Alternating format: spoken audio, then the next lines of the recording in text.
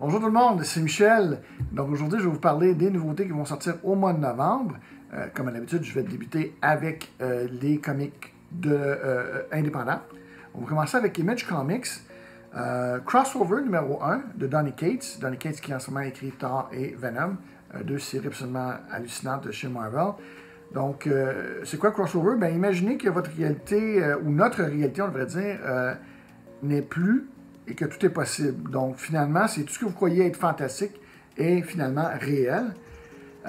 Donc, une histoire avec laquelle... une histoire que les gens attendent beaucoup de lire, donc qui sort au mois de novembre. Toujours l'Image Comic de Mark, le numéro 9 de Brian Aberlin. Juste mentionner un superbe cover C, qui est un Virgin cover du cover A. Superbe cover. De IDW, Lock and Key Sandman, donc c'est un crossover. Ça s'appelle Hell and Gun numéro 1, écrit par Joe Hill. Donc Joe Hill réunit l'univers de Sandman avec celui de Lock and Key. C'est un peu l'histoire de John Locke qui est mort depuis 10 ans, mais cela n'empêchera pas Mary de tenter de sauver l'âme de son frère. Donc un must pour les fans autant de Lock and Key que de Sandman.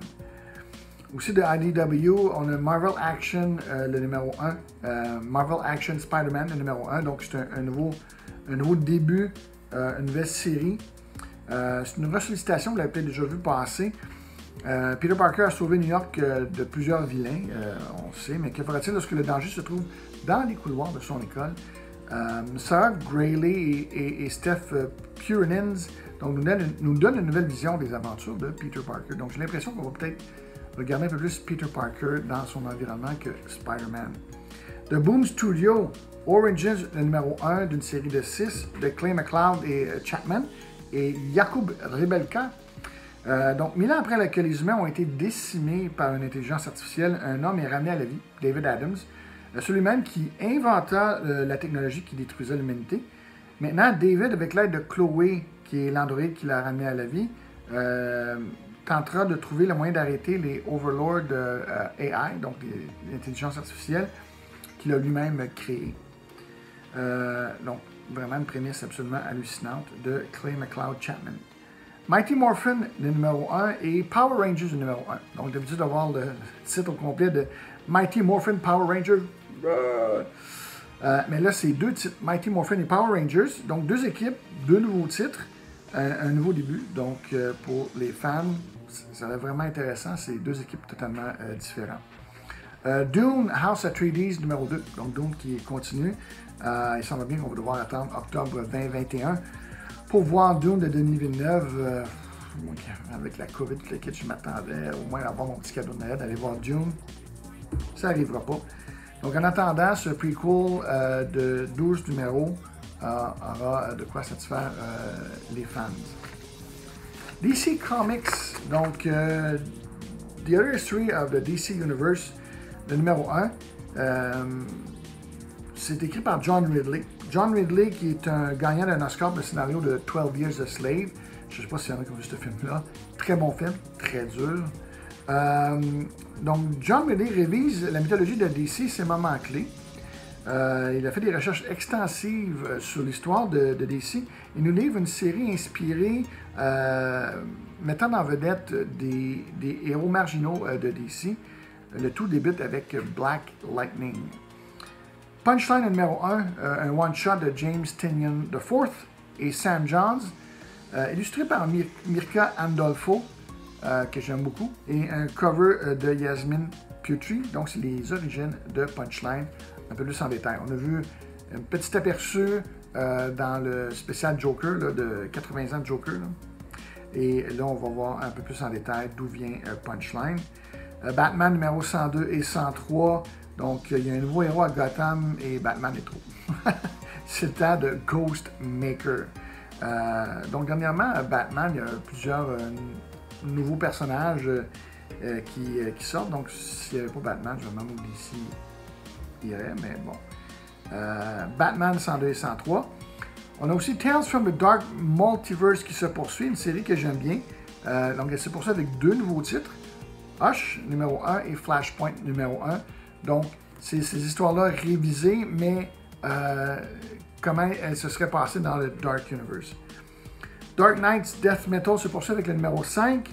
Et on a The Multiverse Laughs, Infinite Hour Extreme numéro 1 et Justice League numéro 56 qui est la partie 4 de Doom Metal et le numéro 57 qui est la 5e et dernière partie de Doom Metal. Batman Superman numéro 14, un numéro spécial. Donc nos deux héros doivent faire face à un puissant AI, donc c'est des intelligences artificielles qui sont à l'honneur ce mois-ci. AI psychotique, le nouveau vilain s'appelle le Composite Batman Superman. Donc c'est le genre de bonhomme moitié Batman, moitié Superman. Et de Marvel Comics, Wolverine, Black, White and Blood, le numéro 1 d'une série de 4. Donc c'est un peu comme Batman Black and White, mais c'est Wolverine, Black, White and Blood. Donc la BD est en blanc et noir et rouge seulement.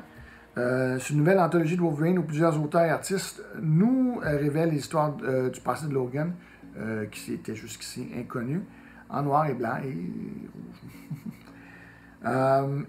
Ten of Swords se poursuit avec tous les titres des X-Men pour se terminer avec Ten of Swords Destruction, le numéro 1. Donc c'est cette série qui va se terminer au mois de novembre. On a au mois de novembre Eternals, le numéro 1 de Kieran Gillen, celui qui a écrit The Wicked and the Divine. Et c'est illustré par Esad Ribic, qui a fait Thor God of Thunder, la superbe série, et King Thor. Donc les Eternals combattent les Deviants depuis des millénaires, mais leur plus grand défi les attend, c'est-à-dire le changement. Vont-ils les survivre? On n'a pas grand-chose à savoir ce qui va se passer, mais tout ce qu'on sait sur les Eternals, mais j'ai bien hâte de voir ça. Le preview nous a donné un petit peu quelques pages là, de Eternals, puis naturellement, l'art de Esad Ribic est absolument hallucinant. Captain America numéro 25, c'est les débuts d'un tout nouvel Agent 13, qui était Sharon Carter. Ça va être qui? On ne sait pas. Et The Immortal Hulk, le numéro 40 de la superbe série de Al Ewing, c'est le retour de Sasquatch. Donc, ceux qui suivent la série savent que Sasquatch, à un moment donné, est mort au début de la série. Et là, son retour. Donc, on a eu le retour là, du docteur, je sais pas trop quoi, là, avec le squelette radioactif. Et là, maintenant, c'est Sasquatch. Thor numéro 9, c'est le retour de Donald Blake. Donc, encore là, comme j'ai mentionné un peu plus tôt, c'est Donny Cates qui écrit Thor. Où était Donald Blake pendant tout ce temps-là? Et surtout, qu'est-ce qu'il est maintenant? C'est ce qu'on voit dans le numéro 9. Ça a vraiment super intéressant. Donny Cates qui a le don qui adore les BD, qui respecte ce qui était fait avant lui. Et donc, il prend Donald Blake, qu'on avait totalement oublié, qu'on avait juste largué comme ça, et le ramène dans le portrait d'une façon que je m'attends qu'elle va être super cool.